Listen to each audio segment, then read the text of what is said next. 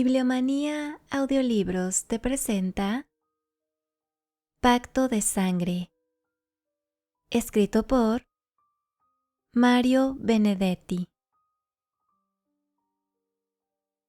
A esta altura ya nadie me nombra por mi nombre, Octavio. Todos me llaman abuelo, incluida mi propia hija. Cuando uno tiene, como yo, 84 años, ¿qué más puede pedir? No pido nada. Fui y sigo siendo orgulloso. Sin embargo, hace ya algunos años que me he acostumbrado a estar en la mecedora o en la cama. No hablo. Los demás creen que no puedo hablar. Incluso el médico lo cree. Pero yo puedo hablar. Hablo por la noche, monólogo, naturalmente que en voz muy baja para que no me oigan. Hablo nada más que para asegurarme de que puedo. Total, ¿para qué? Afortunadamente puedo ir al baño por mí mismo, sin ayuda. Esos 7 pasos que me separan del lavabo o del inodoro, aún puedo darlos. Ducharme no. Eso no podría hacerlo sin ayuda, pero para mi higiene general viene una vez por semana. Me gustaría que fuese más frecuente, pero al parecer sale muy caro el enfermero y me baña en la cama. No lo hace mal. Lo dejo hacer. ¿Qué más remedio? Es más cómodo y además tiene una técnica excelente. Cuando al final me pasa una toalla húmeda y fría por los testículos, siento que eso me hace bien, salvo en pleno invierno. Me hace bien, aunque, claro, ya nadie puede resucitar al muerto. A veces, cuando voy al baño, miro en el espejo mis vergüenzas y nunca mejor aplicado el término. Mis vergüenzas. Unas barbas de chivo, esos son. Pero confieso que la toalla fría del enfermero hace que me sienta mejor. Es lo más parecido al baño vital que me recomendó una turista hace unos 60 años. Era, él, no yo, un viejito, flaco y totalmente canoso, con una mirada pálida pero sabionda y una voz neutra, y sin embargo, afable. Me hizo sentar frente a él. Me dio un vistazo que no duró más de 1 minuto, y de inmediato empezó a escribir a máquina, una vieja Remington que parecía un tranvía. Era mi ficha de nuevo paciente. A medida que escribía, iba diciendo el texto en voz alta, probablemente para comprobar si yo pretendía refutarlo. Era increíble. Todo lo que iba diciendo era rigurosamente cierto. 2 veces sarampión, una vez rubeola y otra escarlatina, difteria, tifus, de niño hizo mucha gimnasia, menos mal, porque si no hoy tendría problemas respiratorios. Varices prematuras, hernia inguinal reabsorbida, buena dentadura, etc. Hasta ese día no me había dado cuenta de que era poseedor de tantas taras juntas. Pero gracias a aquel tipo y sus consejos, de a poco fui mejorando. Lo malo vino después, con años y más años. Años. No hay naturista ni matasanos que te los quite. Ahora que debo quedarme todo el tiempo quieto y callado, quieto por obligación, callado por vocación, mi diversión es recorrer mi vida, buscar y rebuscar algún detalle que creía olvidado y sin embargo estaba oculto en algún recoveco de la memoria. Con mis ojos casi siempre llorosos, no de llanto sino de vejez, veo y recorro las palmas de mis manos. Ya no conservan el recuerdo táctil de las mujeres que acaricié, pero en la mente sí las tengo. Puedo recorrer sus cuerpos como quien pasa una película y detener la cámara a mi gusto para fijarme en un cuello. ¿Será el de Ana? Que siempre me conmovió. En unos pechos. ¿Serán los de Luisa? que durante un año entero me hicieron creer en Dios. En una cintura, ¿será la de Carmen?, que reclamaba mis brazos que entonces eran fuertes, en cierto pubis de musgo rubio al que yo llamaba mi vellocino de oro. ¿Será el de Emma?, que aparecía tanto en mis ensueños, matorral de lujuria, como en mis pesadillas, suerte de Moloch que me tragaba para siempre. Es curioso, a menudo me acuerdo de partículas de cuerpo y no de los rostros o los nombres. Sin embargo, otras veces recuerdo un nombre y no tengo idea de a qué cuerpo correspondía. ¿Dónde estarán esas mujeres? ¿Seguirán vivas? ¿Las llamarán abuelas, solo abuelas, y no habrá nadie que las llame por sus nombres? La vejez nos sumerge en una suerte de anonimato. En España dicen, o decían los diarios, murió un anciano de 60 años. Los cretinos. ¿Qué categoría reservan entonces para nosotros, octogenarios pecadores? ¿Escombros? ¿Ruinas? ¿Esperpentos? Cuando yo tenía 60, era cualquier cosa menos un anciano. En la playa jugaba a la paleta con los amigos de mis hijos y les ganaba cómodamente. En la cama, si la interlocutora cumplía dignamente su parte en el diálogo corporal, yo cumplía cabalmente con la mía. En el trabajo no diré que era el primero, pero sí que integraba el pelotón. Supe divertirme, eso sí, sin agraviar a Teresa. He ahí un nombre que recuerdo junto a su cuerpo. Claro que es el de mi mujer. Estuvimos tantas veces juntos, en el dolor, pero sobre todo en el placer. Ella, mientras pudo, supo cómo hacerlo. Puede ser que se imaginara que yo tenía mis cosas por ahí, pero jamás me hizo una escena de celos, esas porquerías que corroen la convivencia. Como contrapartida, cuidé siempre de no agraviarla, de no avergonzarla, de no dejarla en ridículo, primera obligación de un buen marido, porque eso sí, es algo que no se perdona. La quise bien, claro que con un amor distinto. Era de alguna manera mi complemento y también el colchón de mis broncas. Suficiente. Le hice 3 varones y una hembra. Suficiente. El ataque de asma que se la llevó fue el prólogo de mi infarto. 68 años tenía y yo 70. O sea que hace 14 años. No son tantos. Ahí empezó mi marea baja. Y sigue. ¿Con quién voy a hablar? Me consta que para mi hija y para mi yerno soy un peso muerto. No diré que no me quieren, pero tal vez sea de la manera como se puede querer a un mueble de anticuario o a un reloj de cuco o, en estos tiempos, a un horno de misar. No digo que eso sea injusto, solo quiero que me dejen pensar. Viene mi hija por la mañana temprano y no me dice ¿qué tal papá?, sino ¿qué tal abuelo?, como si no proviniera de mi prehistórico espermatozoide. Viene mi yerno al mediodía y dice ¿qué tal abuelo? En él no es una errata, sino una muestra de afecto, que aprecio como corresponde, ya que él procede de otro espermatozoide, italiano tal vez, puesto que se llama Aldo Cagnoli. ¡Qué bien! Me acordé del nombre completo. A una y a otro le respondo siempre con una sonrisa, un cabeceo conformista y una mirada, lacrimosa como de costumbre, pero inteligente. Esto me lo estoy diciendo a mí mismo, de modo que no es vanidad, no presunción ni coquetería senil, algo que hoy se lleva mucho. Digo inteligente, sencillamente porque así es. También tengo la impresión de que ellos agradecen al Señor de que yo no pueda hablar. eso se creen. Imagino que se imaginan.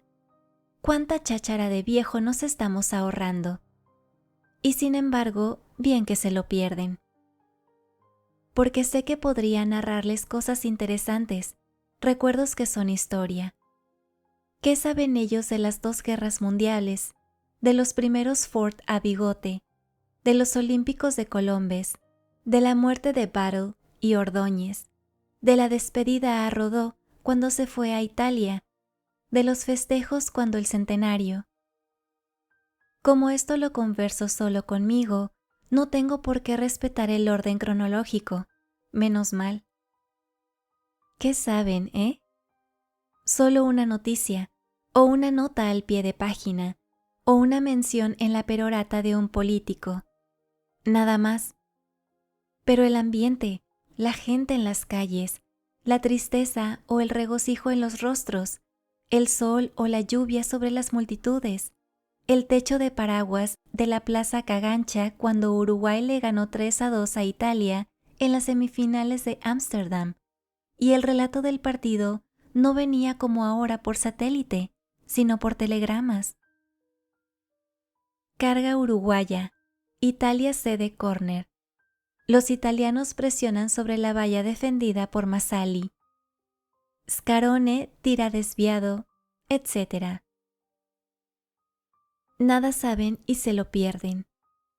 Cuando mi hija viene y me dice, ¿qué tal, abuelo?, yo debería decirle, ¿te acordás de cuando venías a llorar en mis rodillas porque el hijo del vecino te había dicho, che negrita, y vos creías que era un insulto, ya que te sabías blanca, y yo te explicaba que el hijo del vecino te decía eso porque tenías el pelo oscuro, pero que además de haber sido negrita, eso no habría significado nada vergonzoso, porque los negros, salvo en su piel, son iguales a nosotros y pueden ser tan buenos o tan malos como los blanquísimos.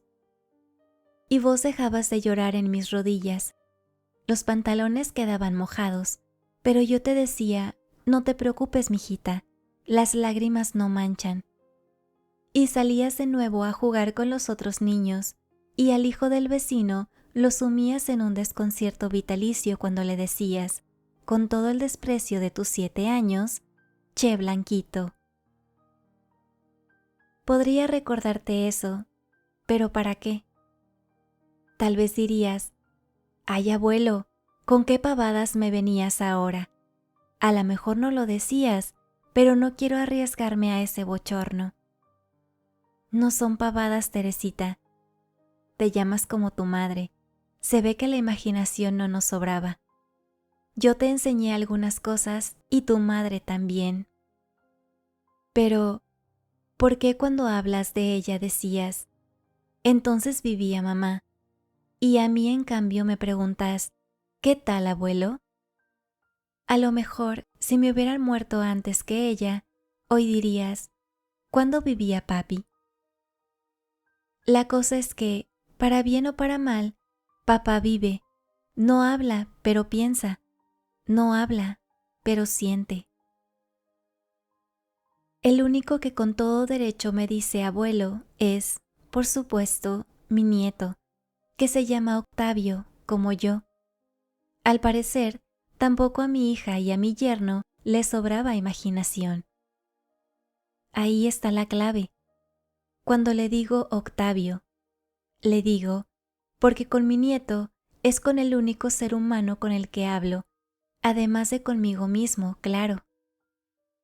Esto empezó hace 1 año, cuando Octavio tenía 7. Una vez yo estaba con los ojos cerrados, y creyéndome solo, dije en voz no muy alta, pero audible, «Carajo, me duele el riñón». Pero no estaba solo. Sin que yo lo advirtiera, había entrado mi nieto. «Pero abuelo, estás hablando», dijo con un asombro alegre que me conmovió. Le pregunté si había alguien en la casa, y como dijo que no había nadie, le propuse un convenio. Por un lado, él mantenía el secreto de que yo podía hablar, y por otro, yo le contaría cuentos que nadie sabía. Está bien, dijo, pero tenemos que sellarlo con sangre. Salió y volvió casi enseguida con una hoja de afeitar, un frasco de alcohol y un paquete de algodón. Se las arregla muy bien y además conoce esos trámites desde que le dieron toda una serie de inyecciones con una vacuna contra la alergia. Con toda tranquilidad me hizo un tajito minúsculo y él se hizo otro, ambas en las muñecas, suficientes como para que salieran unas gotas de sangre. Luego juntamos nuestras heridas mínimas y nos abrazamos. Octavio humedeció el algodón con un poco de alcohol. Lo apoyó en ambas señales secretas hasta que no salió más sangre y salió corriendo a dejar todo su instrumental en el botiquín.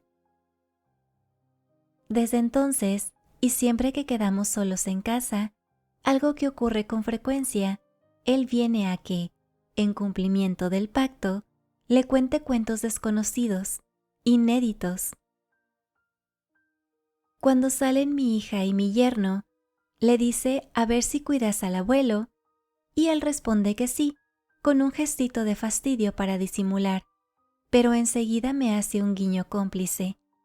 Y no bien se escucha el portazo que garantiza nuestra intimidad, trae una silla, la coloca junto a mi mecedora o a mi cama y se queda a la espera de mis cuentos que, como exigencia irrenunciable de nuestro pacto de sangre, deben ser totalmente nuevos. Y ahí viene mi problema, porque buena parte del día me la paso con los ojos cerrados, como si durmiera, pero en realidad pergeñando el próximo cuento y cuidando hasta los mínimos detalles, ya que si en un cuento anterior el zorro se había lastimado una pata en una trampa y ahora anda corriendo en busca de gallinas, Octavio de inmediato me hace notar que aún no tuvo tiempo de curarse, y entonces debo improvisar una fe de erratas oral y donde dije corre, debe decir renquea. Y si el viejo brujo de la montaña se había quedado calvo por el esfuerzo de azotar diariamente a los gnomos del bosque y en un cuento posterior se peinaba mirándose en la laguna, Octavio enseguida observa: ¿pero cómo? ¿No era calvo? Y ahí puedo salir un poco mejor del atolladero, ya que el brujo, por el mero hecho de ser brujo, puede, mediante un ensalmo, recuperar el pelo. Y el nieto pregunta si se da el caso que él quede pelado, también podrá recuperar el pelo. Vos no, lo desengaño, porque no sos ni serás brujo. Y él dice, qué lástima, y tiene un poco de razón, porque si yo hubiera sido brujo, también me habría hecho crecer el pelo que perdí sin remedio antes de los 50. No soy yo el único que narra. También él me cuenta lo que ocurre en el colegio, en la calle, en la televisión, en el estadio. Es hincha de Danubio y se asombra de que yo sea de Wanderers. Trato de hacer proselitismo, pero evidentemente no hay nadie capaz de convertirlo en transfuga. Entonces le cuento viejos partidos o jugadas célebres, como cuando Piendibeni le hizo el célebre gol al divino Zamora, o cuando el manco Castro usaba con alevosía su muñón en el área penal, o cuando el flaco García mantuvo invicta su valla. Claro que los backs eran nada menos que Nasazzi y Domingos da Guía, durante una rueda y media, o cuando Guilla hizo el gol de la victoria en Maracaná, o cuando... Y él me escucha como a un oráculo, y yo pienso, ¡qué suerte! Todavía puedo hablar para crear este asombro suyo y este placer mío. La verdad es que no recuerdo cómo eran mis hijos cuando tenían la edad que hoy tiene Octavio. El mayor murió. ¿Cuánto hace que murió Simón? Fue después de lo de Teresa. Al fin y al cabo, ¿qué importa la fecha? Murió y se acabó.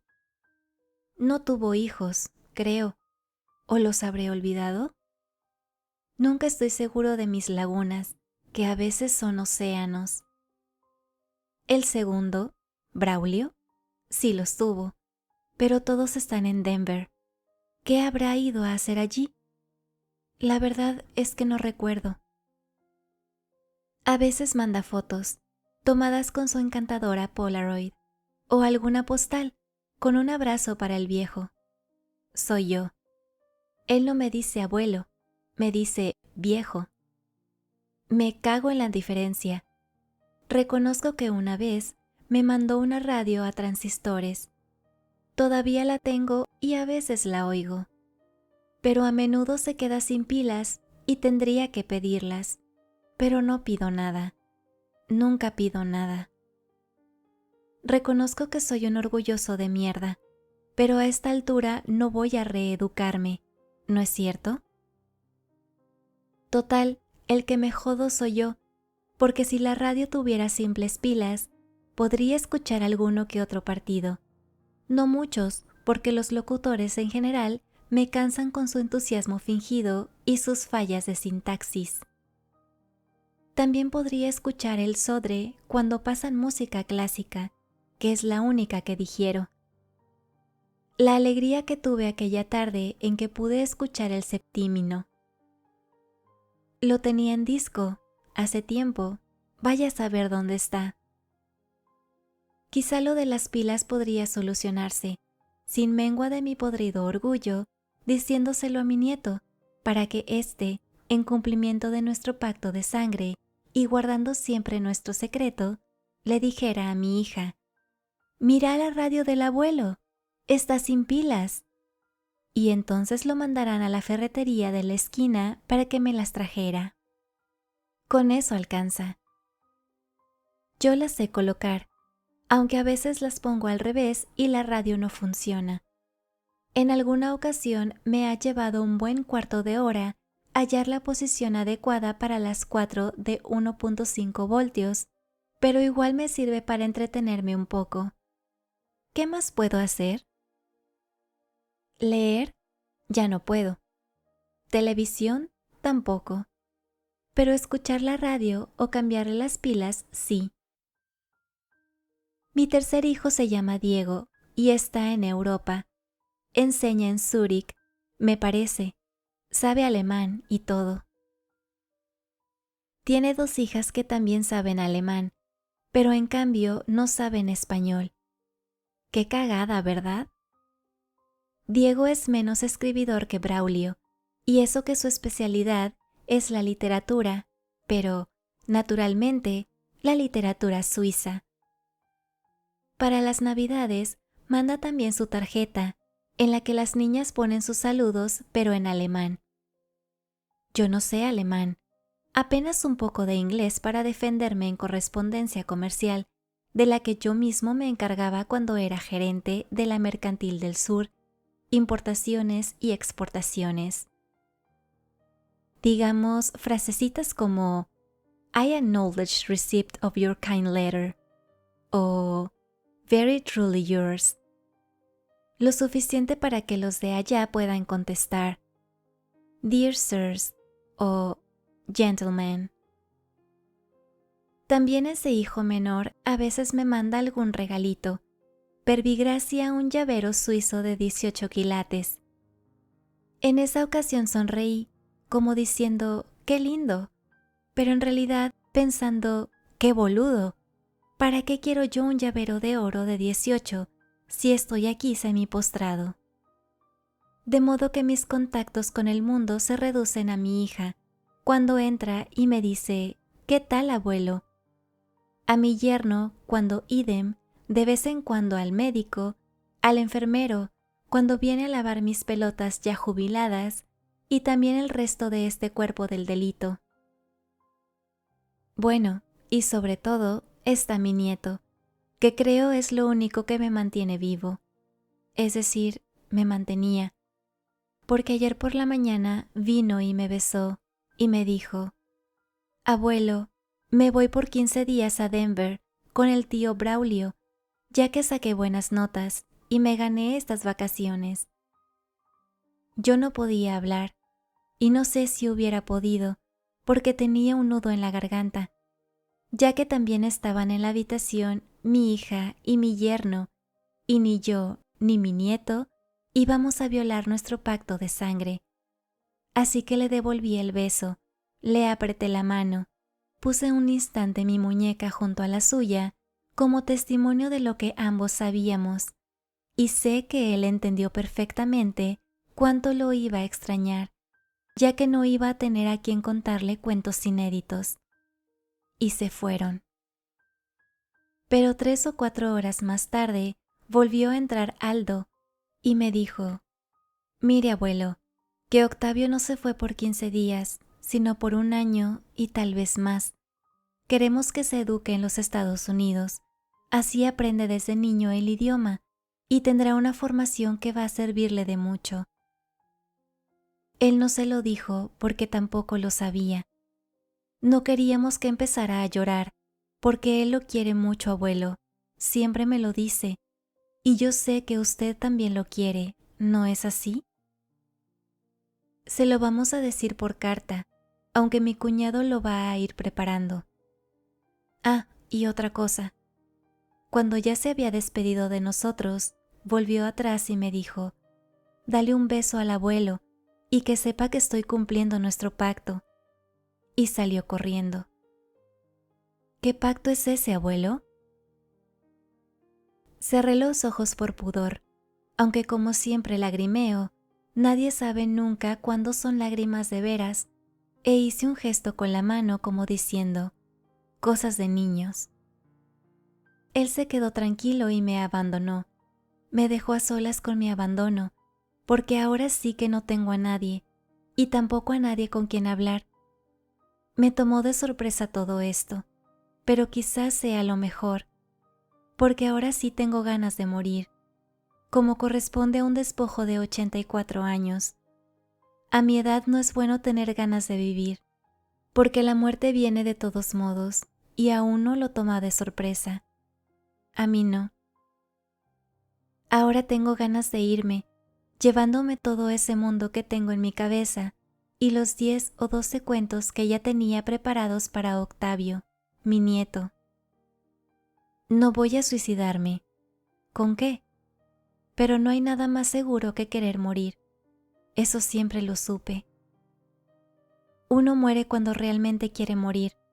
Será mañana o pasado, no mucho más. Nadie lo sabrá.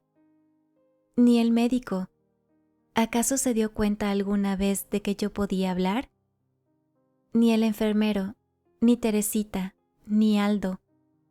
Solo se darán cuenta cuando falten 5 minutos. A lo mejor Teresita dice entonces: «Papá», pero ya será tarde. Y yo en cambio no diré chao, apenas adiosito con la última mirada. No diré ni chao, para que alguna vez se entere Octavio, mi nieto, de que ni siquiera en ese instante peliagudo violé nuestro pacto de sangre, y me iré con mis cuentos a otra parte, o a ninguna. Si te ha gustado esta narración, suscríbete a este canal, regálanos un like y comenta. Hasta la próxima, audiolectores.